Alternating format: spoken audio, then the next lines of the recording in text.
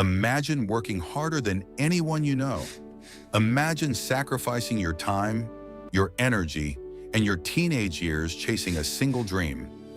Now imagine walking into a gym, looking at a list posted on a wall, and discovering that your dream is dead. That is exactly what happened to a lanky 15-year-old kid named Michael Jordan. It was 1978 at Laney High School in Wilmington, North Carolina. For Michael, basketball wasn't just a sport, it was an obsession. He lived for the squeak of sneakers on the court and the swish of the net. He had spent countless hours dribbling in his driveway and shooting at the local park. He was convinced that he was good enough to make the varsity team, the top team at the school. When the final roster was posted, Michael pushed through the crowd of students. His eyes scanned down the list. His heart pounded in his chest. Name after name, but his wasn't there. He had made the junior varsity team, not varsity. To a boy with his burning ambition, it felt like a door had been slammed in his face. Later, he went home, closed the door to his room, and cried. He felt like he was a nobody. In that moment of heartbreak, most kids would have made a decision. They would have decided that basketball wasn't for them, that it wasn't fair, and they would have quit. But Michael Jordan made a different choice. And that choice changed the world. That rejection didn't destroy Michael, it ignited him. He later said that whenever he was tired or felt like giving up during a workout, he would just remember that feeling of being cut. The pain of that day became the fuel for his fire. The next morning he got up before dawn. He didn't have a fancy gym or a personal trainer. He had a basketball and a dream. He went to the practice court and started playing. And he didn't stop. His coach at the time noticed something different about him. Michael became a monster on the junior varsity team, sometimes scoring over 40 points a game. But he wasn't just playing games. He was living in the gym. He would run home from practice to eat a quick lunch and then run back. He worked on his weaknesses obsessively. But it wasn't just hard work. It was also belief. His mother, Dolores, saw how devastated he was. She told him a little secret to help him grow. She told him to put a salt in his shoes every night and pray. She said it would help him grow taller. Michael, desperate to be tall enough to compete with the varsity players, actually did it. He would pour salt in his shoes and say his prayers, believing with all his heart that he would wake up taller. Of course, it was just a mother's trick to keep her son's hope alive. But it worked. It taught him a vital lesson. You have to believe in the unseen and keep working while you wait for your growth. Even with all his hard work, he had a secret weapon, his brother Larry. Larry was Michael's hero. He was shorter than Michael, but he was a fierce player who wore the number 45. Every day in their backyard, Michael and Larry would go to war. And most days, Larry won. Michael would get knocked down, he would get bruised, and he would lose. But he always got back up. Playing against his brother taught him that there is no shame in losing, only in giving up. When Michael later chose his jersey number, he picked 23, explaining that it was because he always wanted to be at least half the player his brother was. The hard work paid off.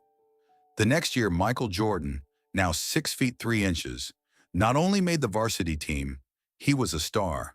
He earned a scholarship to the University of North Carolina, one of the best college programs in the country. But even there, he wasn't immediately the man. He was a freshman playing alongside future NBA stars. But in the 1982 NCAA championship game, with 15 seconds left on the clock, the ball was placed in the hands of that freshman. The game was tied. The pressure was immense. Thousands of screaming fans, millions watching on TV. This was the kind of moment that breaks champions. Michael didn't freeze. He didn't think about all the shots he had missed in his life. He later explained that he only thought about the shot he was going to make. He jumped, released the ball, and swished the game-winning shot. He had arrived. From there, he was drafted by the Chicago Bulls, a team that was barely winning any games. He became a superstar overnight, but he still faced a mountain of failure. The Detroit Pistons, a team known as the Bad Boys, had a strategy to stop Michael. They would foul him hard every time he drove to the basket, knocking him to the floor. They called it the Jordan rules. For 3 straight years, the Pistons beat the Bulls and sent Michael home in tears. Most players would have made excuses. They would have demanded a trade or blamed their teammates. But Michael remembered that feeling of being cut in high school. He went back to the gym. He lifted weights to get stronger. He worked on his jump shot. He pushed his teammates to work harder. He used the failure as fuel. In 1991, the Bulls finally beat the Pistons. They went on to win the NBA championship, and then they won another, and another. By 1993, Michael Jordan had achieved what most people only dream of. He had 3 NBA championships, he was the most famous athlete on the planet, and he had led the dream team to an Olympic gold medal. But the pressure was crushing him. The media scrutiny was intense. The loss of his father in a tragic event left him shattered. So at the peak of his power, he walked away. He announced his retirement to play baseball, his father's favorite sport. People thought he was crazy, and for a while he looked like a failure. Playing baseball at a professional level is incredibly hard. Michael Jordan, the unstoppable force of basketball, struggled to hit a curveball. He struck out constantly. Critics laughed. They said he was embarrassing himself. His coach later revealed that losing baseball games ate him up inside. He was miserable because he couldn't dominate. But Michael Jordan never gives up. Even though he wasn't the best, he practiced harder than anyone on the team. He showed up early and left late. He respected the game, even though the game didn't respect him back. Finally, he realized his true calling was back on the hardwood. In 1995, he returned to the NBA. He simply said, "I'm back." He was a little rusty at first. The next year, he led the Bulls to the best record in NBA history, and they won the championship. Then they won another, and another three-peat. The story of Michael Jordan is not the story of a man who was born perfect. It is the story of a man who failed, who was rejected, who was knocked down, and who never gave up. He was cut from his high school team. He missed over 9,000 shots in his career.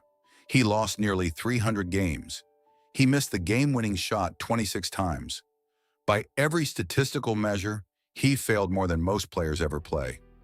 But listen to his own words.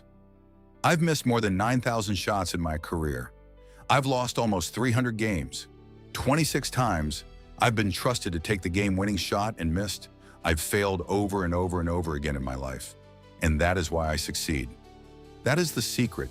Success is not the opposite of failure. Success is the result of failure. It's what happens when you refuse to stay down. It's what happens when you get up one more time than you fall. Michael Jordan once said, "If it turns out that my best wasn't good enough, at least I won't look back and say I was afraid to try." He also said, "I can accept failure. Everyone fails at something, but I can't accept not trying." So what is the wall you are facing today? Did you fail a test? Did you not get the job? Did someone tell you that you aren't good enough? Are you tired and feel like quitting? Remember the 15-year-old boy crying in his room. Remember the baseball player striking out. Remember the champion getting knocked down by the Pistons. They all had a choice. They chose to never give up. Your story isn't over. The final buzzer hasn't sounded. Get back in the game. Keep working. Keep believing. And one day, you will look back and realize that every failure was just a step on the path to your own success.